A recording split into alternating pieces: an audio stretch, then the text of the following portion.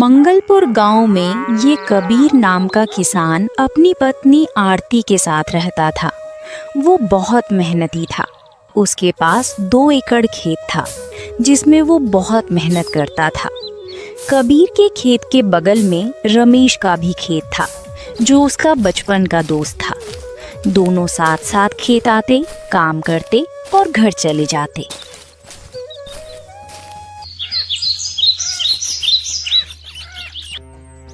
अरे कबीर भाई, तुम्हें तो पता है कि मेरी इस बार फसल बहुत कम हुई है और जमींदार का कर्ज चुका दिया।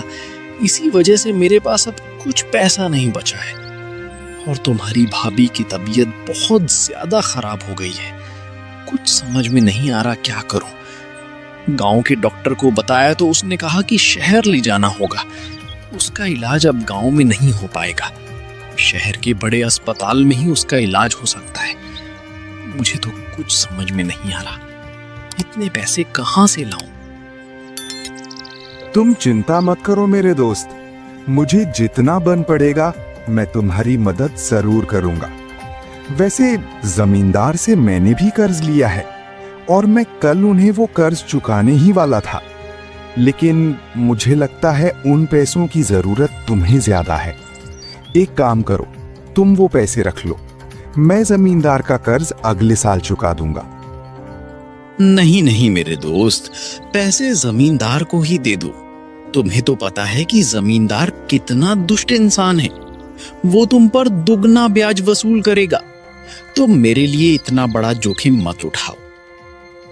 कैसी बातें कर रहे हो? जरूरत के समय मैं तुम्हारे काम नहीं आऊंगा तो दोस्ती का क्या फायदा? आखिरकार हम बचपन के दोस्त हैं, इतना तो मैं तुम्हारे लिए कर ही सकता हूँ। और अब तुम ज्यादा मत सोचो, ये लो पैसे और जल्द से जल्द भाभी का इलाज करवा लो। शुक्रिया मेरे दोस्त, आज तुम ना होते तो शायद मैं क्या करता। तुम्हारे जैसा दोस्त मिलना बहुत नसीब वाली बात है। तुम्हारा एहसान मैं जिंदगी भर नहीं भूलूंगा। इतना कहकर कबीर का दोस्त वो पैसे लेकर वहां से चला जाता है। दूसरे दिन कबीर जमींदार के यहाँ जाता है।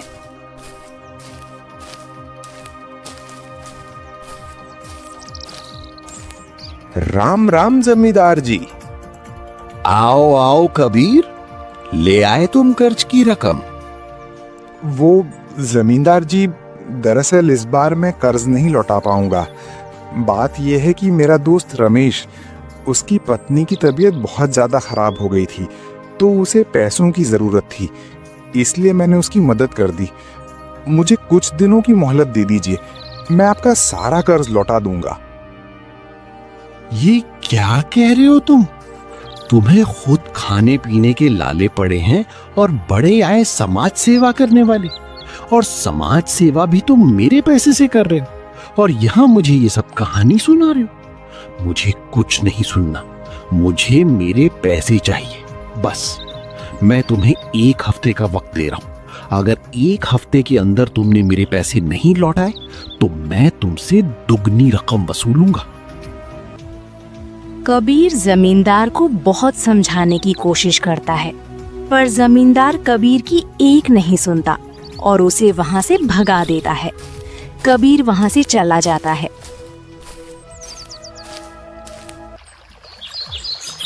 कुछ दिन ऐसे ही बीत जाते हैं और एक दिन कबीर की मुलाकात रमेश से होती है। अरे रमेश, तुम शहर से कब लौटे? भाभी का इलाज हो गया? अब उनकी तबीयत कैसी है? अरे कबीर, अभी मैं जरा जल्दी में हूँ। तुम्हारी भाभी अब ठीक है, मैं तुमसे बाद में मिलता हूँ। इतना कहकर रमेश वहां से जल्दबाजी में निकल जाता है। ये देखकर कबीर को थोड़ा अजीब सा लगता है, लेकिन वो कुछ समझ नहीं पाता और वो भी बिना बोले वहां से घर चला जाता है। अरे कुंती, तुम्हें पता है आज बीच रास्ते में मुझे कबीर मिल गया था और वो मुझे तुम्हारी तबीयत के बारे में पूछ रहा था। मैं किसी तरह से उसे जल्दबाजी का बहाना बनाकर वहां से निकल आया। आप कब तक उसे ऐसे छुपते रहोगे? एक ना एक दिन तो वो आपको पैसों के बारे में पूछ ही लेगा। आप एक काम कीजिए, इस बारे में जमींदार से बात कर लीजिए। आखिर ये सब कुछ जमींदार जी के कहने पर ही तो किया है। तुम ठीक कह रही हो, मैं अभी जमींदार से बात करके आता हूँ।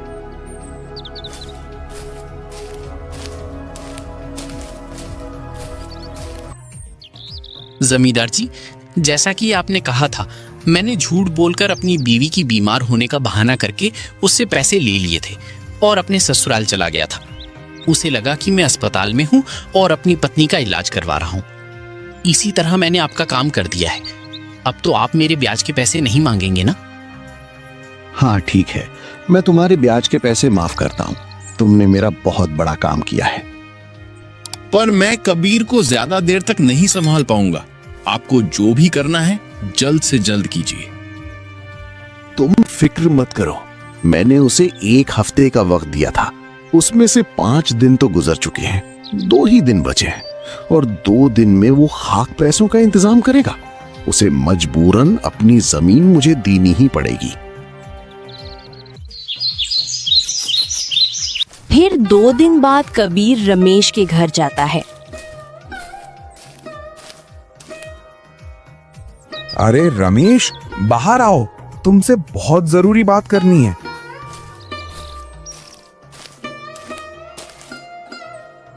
अरे भाई साहब, ये तो घर पर नहीं है। आपको कुछ जरूरी काम था क्या? मुझे बता दीजिए, मैं उनको बता दूंगी। दरअसल वो शहर गए हुए हैं और 2 दिन बाद ही लौटेंगे। ये सुनकर कबीर बहुत निराश हो जाता है और घर की ओर लौट जाता है। अजी, सुनते हो? बाहर निकल जाइए, वो चला गया है।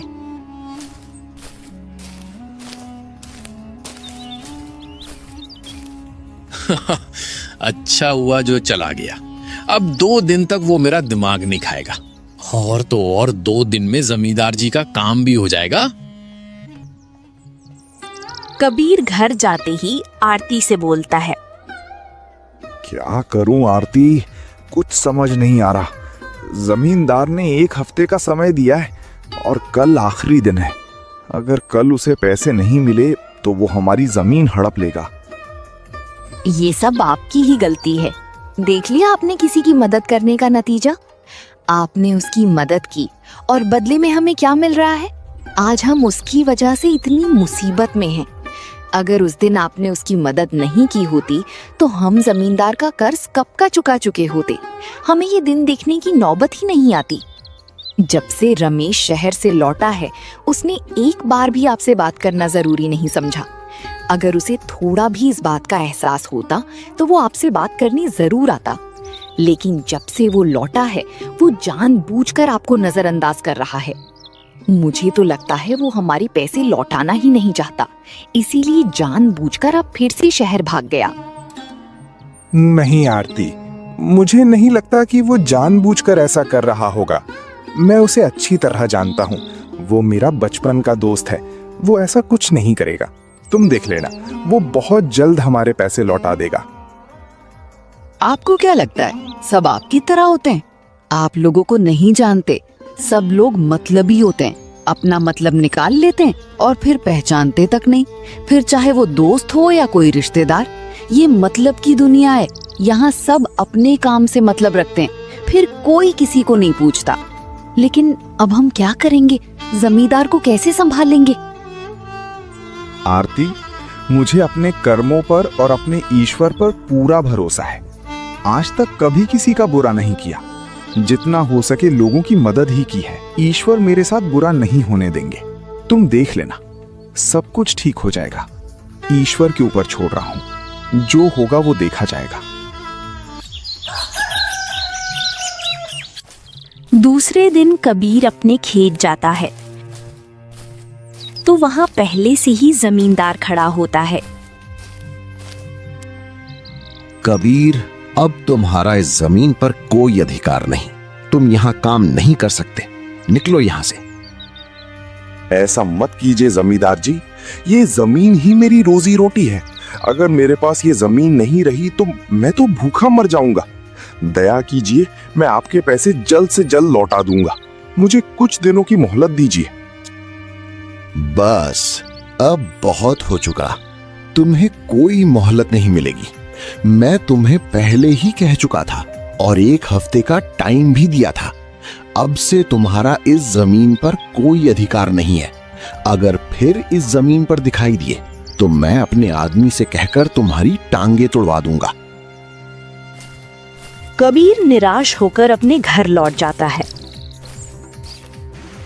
उसी दिन बहुत तेज बारिश होने लगती है। बारिश इतनी तेज होती है कि उसका सामना कबीर का कच्चा घर नहीं कर पाता और उसका घर पूरी तरह से गिर जाता है। भगवान, ये कैसी परीक्षा है। हमारे ऊपर तो एक ना एक मुसीबत आती ही जा रही है। पहले जमीन हाथ से गई और अब हमारे सिर पर छत भी नहीं रही। अब हम कहाँ जाएंगे, कहाँ रहेंगे? ये बारिश तो रुकने का नाम ही नहीं ले रही। फिर कबीर और आरती रमेश के घर जाते हैं।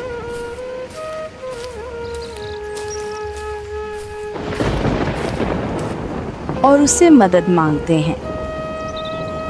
अरे रमेश, बारिश की वजह से मेरा पूरा घर ही बह गया है। अब मेरे पास रहने के लिए कोई और जगह नहीं है। क्या तुम कुछ दिनों के लिए मुझे अपने घर में रहने की जगह दे सकते हो?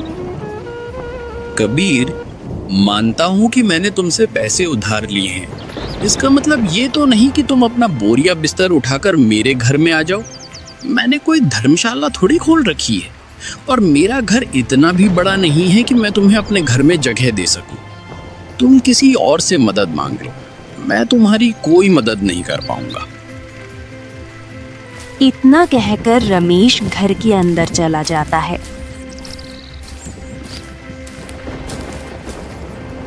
इसी तरह कबीर पूरे गांव में मदद मांगता है, पर कोई कबीर की मदद नहीं करता।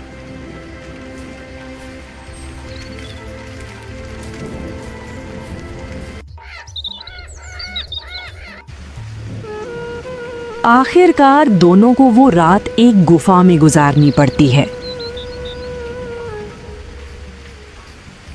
देख लिया आपने लोगों की मदद करने का इनाम। मैं आपसे हमेशा कहती थी, बड़ा दोस्त दोस्त कहते थे ना आप रमेश को। अब कहाँ गया आपका बड़ा दोस्त? निभा ली उसने अपनी दोस्ती। जब उसकी जरूरत थी तब तुमने उसकी मदद की, और जब हमें उसकी जरूरत है तो उसने हमें एक दिन के लिए भी अपने घर में नहीं रखा। इतना एहसान फरामोश इंसान मैंने अपनी जिंदगी में नहीं देखा। आरती, तुम फिक्र मत करो, मुझे अपने भगवान पर बहुत भरोसा है और जो हो रहा है अच्छा ही हो रहा है। अगर ये समय नहीं आता तो मैं रमेश की असलियत कभी पहचान ही नहीं पाता। अच्छा हुआ कि भगवान ने मुझ पर ये समय लाया। बुरे समय में ही लोगों की पहचान होती है। और तुम चिंता मत करो, हमने कभी किसी का बुरा नहीं किया है। उसे अपने कर्मों की सजा जरूर मिलेगी। बस तुम भगवान पर भरोसा रखो। आरती, वो सब छोड़ो, अब हमें ये रात तो इसी गुफा में गुजारनी पड़ेगी और मुझे तो भूख भी लगी है। क्या तुम कुछ सामान घर से उठा लाई हो जिसे पकाकर हम खा सकें? हाँ, मैं थोड़े से चावल साथ में बांध लाई हूँ, हम उन्हें पकाकर खा सकते हैं।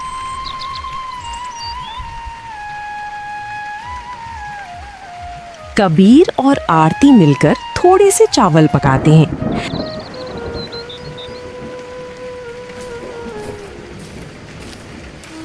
तभी अचानक गुफा के बाहर एक साधु बाबा खड़े होते हैं।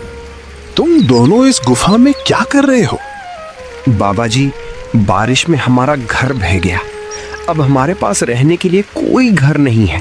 हमने पूरे गांव में बहुत जगह बहुत लोगों से मदद मांगी, पर किसी ने हमारी मदद नहीं की। इसी वजह से हमें इस गुफा में रहना पड़ रहा है। कोई बात नहीं बेटा, ये बुरा समय भी टल जाएगा। मैं चलता हूँ। साधु बाबा जाने लगते हैं। अरे बाबा, आप कहाँ जा रहे हो? इतनी बारिश में आप कहाँ जाओगे? एक काम कीजिए, बारिश रुकने तक यहीं हमारे साथ गुफा में ठहर जाइए। जैसे ही बारिश रुकेगी आप चले जाइएगा। और हमने थोड़े से चावल पकाए हैं, आपको भी भूख लगी होगी, आप भी हमारे साथ बैठकर थोड़ा चावल खा लीजिए। बेटा मैं अब चलता हूँ, और खाने के लिए तुम्हारा शुक्रिया। बेटा मेरा एक छोटा सा काम है, मैं पास के गांव में जा रहा हूँ और मेरे पास थोड़ा सा सामान है, उसका थोड़ा वजन ज्यादा हो गया है, तो मैं चाहता हूँ कि वो सामान तुम अपने पास रख लो, मैं वापस लौटते समय ले जाऊंगा। तुम मुझे ईमानदार और भरोसेमंद इंसान लगते हो। मैं कल शाम तक लौट आऊंगा, बस कल शाम तक मेरी अमानत का ख्याल रख लेना। ठीक है बाबा, आप बेफिक्र जाइए, मैं आपकी अमानत का ख्याल रखूंगा। पर बेटा याद रहे, सामान थोड़ा कीमती है। हाँ बाबा, ध्यान रखूंगा, आप निश्चिंत होकर जाइए। इतना कहकर साधु बाबा पोटलियां रखकर वहां से चले जाते हैं। दूसरे दिन सुबह कबीर उठकर इस गुफा के बगल में एक छोटी सी झोपड़ी बना लेता है और वहां रहने लगता है। ठंड और तेज बारिश की वजह से आरती की तबीयत खराब हो जाती है। मुझे माफ कर देना आरती, मैं तुम्हारे लिए कुछ नहीं कर पा रहा हूँ। हमारे पास इस भयानक ठंड से बचने के लिए एक कंबल तक नहीं है। आप चिंता मत कीजिए, मेरी तबीयत इतनी भी ज्यादा खराब नहीं है, इतना तो मैं सह सकती हूँ। कबीर चिंता में डूब जाता है। उसकी नजर बाबा की दी हुई 3 पोटलियों पर जाती है। हे भगवान, मेरी तो कुछ समझ में नहीं आ रहा, मैं क्या करूं? अगर इसी तरह आरती की तबीयत और बिगड़ गई तो मैं क्या करूंगा? बाबा ने तो कहा था कि इसमें बहुत कीमती चीजें हैं। क्या करूं? इन पोटलियों को खोलकर देख लूं। जरूर इन पोटलियों में कोई कीमती चीज होगी जिन्हें बेचकर मैं अपना गुजारा कर सकता हूं। पता नहीं बाबा फिर से लौटेंगे या नहीं। नहीं, ये मैं क्या सोच रहा हूं, ये गलत है, मैं ऐसा नहीं कर सकता, ये तो सरासर धोखा होगा। नहीं, बाबा जी ने मुझ पर भरोसा करके ये कीमती सामान यहाँ रखा था, मैं उन बाबा जी को धोखा नहीं दे सकता। चाहे कुछ भी हो जाए, मैं इन पोटलियों को नहीं खोलूंगा। ये उनकी अमानत है और इस पर मेरा कोई अधिकार नहीं है। लेकिन अब मैं क्या करूं? आरती को बहुत भूख लगी है और उसकी तबीयत भी खराब है। ऐसे तो बेचारी भूख से ही मर जाएगी। मैं एक काम करता हूं, जमींदार के पास जाकर खाने के लिए कुछ मांग कर लाता हूं।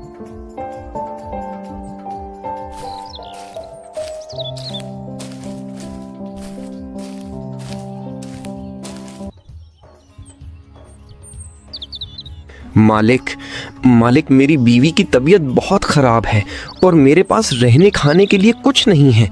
कृपा करके मेरी थोड़ी मदद कर दीजिए। अगर कुछ खाने को है तो मुझे दे दीजिए, वरना मेरी पत्नी भूख से मर जाएगी। उसकी तबीयत बहुत खराब है। मैंने क्या कोई लंगर लगा के रखा है जो तुम यहाँ आकर मुझसे खाना मांग रहे हो? मेरे पास कुछ नहीं है, निकलो यहाँ से। मदद कर दीजिए मालिक, थोड़ा सा खाना दे दीजिए। तभी जमींदार की पत्नी वहां आती है। सुनिए जी, थोड़ा खाना बचा है जो कि मैं अभी कुत्ते को डालने ही वाली थी, क्या मैं वो खाना इस कबीर को दे दूं? जमींदार की पत्नी वो बचा हुआ खाना कबीर को दे देती है। वो खाना लेकर कबीर आरती के पास आ जाता है। दोनों मिलकर वही बचा हुआ खाना खा लेते हैं और वो रात ऐसे ही काट लेते हैं।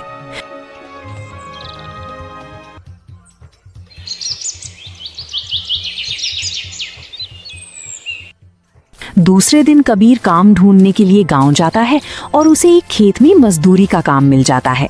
दिन भर वो काम करके थोड़े से पैसे कमाकर घर वापस आता है।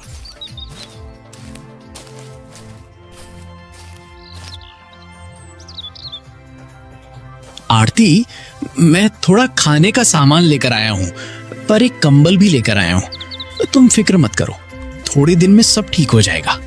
तभी अचानक कबीर की झोपड़ी के सामने वही बाबा आकर खड़े होते हैं। अरे बेटा। अरे बाबा, आपने तो कहा था कि दूसरे ही दिन आ जाऊंगा, आपको आने में देरी हो गई। हाँ बेटा, आने में थोड़ा विलंब हो गया, थोड़ी काम में कहीं फंस गया था। तब कबीर बाबा को सारी बातें बताता है। अरे बेटा, तुम पर इतनी सारी मुसीबतें आई। मैंने तो तुमसे कहा था कि इन पोटलियों में बहुत कीमती सामान है, फिर भी एक बार भी तुमने पोटलियों को खोलकर नहीं देखा। नहीं बाबा, उसमें चाहे कितनी भी कीमती चीज क्यों ना हो, पर उस पर मेरा अधिकार नहीं है। वो आपकी हैं और आपने मुझ पर भरोसा करके उसे यहाँ छोड़कर गए थे, तो ऐसे कैसे मैं उन्हें खोलकर देख सकता हूँ? वो तो आपकी अमानत है ना। बेटा, मैं तुम्हारी ईमानदारी से बहुत खुश हूँ। तुम्हारी जगह कोई और होता तो वो जरूर इन पोटलियों को खोल देता और शायद उन्हें लेकर कहीं भाग भी जाता, पर तुमने ऐसा कुछ भी नहीं किया। तुम्हारे साथ इतना सब कुछ बुरा होने के बावजूद भी तुम्हारा मन नहीं बिगड़ा। मैं चाहता हूं कि ये पोटलियां अब तुम रख लो। नहीं बाबा, मैं ये पोटलियां नहीं रख सकता। मुझे ईश्वर पर पूरा भरोसा है। आज न कल मेरा बुरा समय टल ही जाएगा। ये आपकी पोटलियां हैं और आप इन्हें अपने साथ ले जाइए। आपको जरूरत के समय इनकी जरूरत पड़ेगी। नहीं बेटा, मुझे इन पोटलियों की अब कोई आवश्यकता नहीं है, और इन पोटलियों की आवश्यकता मुझसे ज्यादा तुम्हें है। बस तुम ऐसा समझो कि ये ईश्वर ने ही मुझे यहाँ भेजा है और ये तुम्हारे कर्मों का फल है, तुम्हारी ईमानदारी का इनाम है। यही समझकर तुम ये पोटलियां रख लो। ये तुम्हारे लिए ईश्वर की देन है, इसे मना मत करो। इतना कहने के बाद कबीर बाबा की बात मान जाता है और तीनों पोटलियां रख लेता है। बाबा वहां से चले जाते हैं। थोड़ी देर बाद कबीर उन पोटलियों को खोलकर देखता है। उन पोटलियों में सोने चांदी के सिक्के और बहुत सारा धन होता है। वो इतना सारा होता है कि उसमें कबीर की पूरी जिंदगी आराम से कट जाए। कबीर और आरती ये देखकर बहुत ज्यादा खुश हो जाते हैं। देखा आरती, मैं ना कहता था कि ईश्वर एक दिन हमारी सहायता जरूर करेंगे। एक दिन हमारे भी अच्छे दिन आएंगे। ये देखो आरती, इसमें कितना सारा धन है। इतना सारा धन तो हमारे पूरे गांव में किसी के पास नहीं है। इसमें तो हमारी पूरी जिंदगी बड़ी आराम से कट जाएगी। फिर कबीर गांव में अपना घर बनाता है, जो गांव में सबसे बड़ा और पक्का मकान होता है। गांव के बहुत सारे लोग कबीर का ये घर देखकर जलने लगते हैं। अजी देख रहे हैं, कबीर ने कितना बड़ा घर बनाया है। इतना बड़ा घर तो हमारे पूरे गांव में किसी के पास नहीं है। आखिर इसके पास इतना धन आया कहाँ से? आप जरा जाकर पूछिए तो। तुम पागल हो गई हो क्या? मैं जाकर उससे पूछूं? मेरी शाम मत आई है जो उसे जाकर पूछ लूं। हमने उस दिन उसकी मदद नहीं की थी, अब किस मुंह से उसके पास जाकर उससे बात करूंगा? और तो और उसके पैसे भी देने बाकी हैं। मैं उसके पास नहीं जा सकता। हमने थोड़े से पैसे के लालच में जाकर उसके साथ बहुत बुरा किया है। आप बिल्कुल सही कह रहे हैं, हमें ऐसा नहीं करना चाहिए था।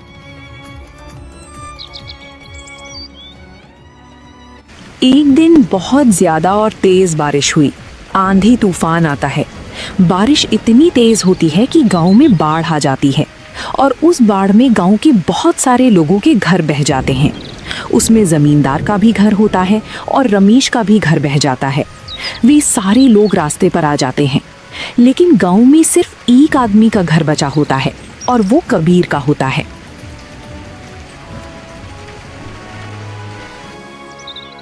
अजी सुनते हैं, अब हमारे पास तो कोई रास्ता नहीं है, क्यों ना हम कबीर के घर पे जाके रुक जाएं? कुंती, हम किस मुंह से कबीर के घर जाएंगे? जब उसे हमारी जरूरत थी तब हमने उसकी कोई मदद नहीं की। उसे बुरा भला कहकर घर से निकाल दिया था। अब मैं उसे किस मुंह से मदद मांगूंगा? और वो भी मेरी मदद क्यों करेगा? हमने उसके साथ बहुत बुरा किया है। तुम बिल्कुल सही कह रहे हो रमेश। हम किस मुंह से कबीर के पास जाकर मदद मांगेंगे? हमने उसके साथ ठीक नहीं किया। ये हमारे ही कर्मों की सजा है जो आज हमें मिल रही है। तभी वहां पर कबीर आता है। आप सभी मेरे घर पर रह सकते हैं। ये सुनकर रमेश और जमींदार की आंखें भर आती हैं। हमें माफ कर दो कबीर, हमने तुम्हारे साथ बहुत बुरा किया। कबीर, मैंने जानबूझकर तुम्हारी जमीन हथियाने के लिए रमेश के साथ मिलकर साजिश रची थी। हमने तुम्हारे साथ इतना बुरा किया, फिर भी तुम आज हमारी मदद के लिए यहाँ खड़े हो। हमें खुद पर शर्म आ रही है। आज हम तुमसे नजरें मिलाने के लायक नहीं हैं। हम तुम्हारे सामने खुद को बहुत छोटा महसूस कर रहे हैं। हो सके तो हमें माफ कर देना। तुम लोगों को अपनी गलती का एहसास हो गया, यही मेरे लिए काफी है। जब तक सब कुछ ठीक नहीं हो जाता, तुम सब लोग मेरे घर में रह सकते हो। कबीर की बात सुनकर रमेश, जमींदार और गांव के बाकी लोग भावुक हो जाते हैं। उन्हें अपनी गलती का एहसास हो चुका था। जिस इंसान को उन्होंने उसके बुरे समय में ठुकरा दिया था, वही इंसान आज उनके सबसे बुरे समय में सहारा बनकर खड़ा था। इसके बाद सभी लोग कबीर के घर में रहने लगे और धीरे धीरे अपने जीवन को फिर से संभालने लगे। कबीर और आरती का जीवन भी खुशी और सम्मान के साथ बीतने लगा। उनकी ईमानदारी, धैर्य और भगवान पर अटूट विश्वास ने आखिरकार उन्हें सुख और समृद्धि प्रदान की। कहानी हमें यही सिखाती है कि अच्छे कर्म और सच्ची नीयत का फल एक ना एक दिन अवश्य मिलता है।